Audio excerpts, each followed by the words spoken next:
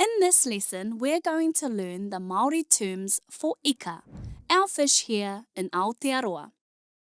Starting with tarakihi, which is, well, tarakihi.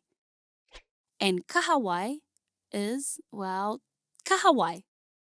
Anyway, let's move on to the fish that have English names. Kuparu, John Dory. Tāmure, snapper. Mako, shark. Whai, stingray. Marari, butterfish. Pātiki, flounder. Haku, kingfish. Hoki is hoki. Like hoki, pōrai is a Māori term, so that's a pōrai. So next time you're out fishing, give these kupu Māori or Māori words for ika or fish a go. Tēnā karawhiua, give it a go.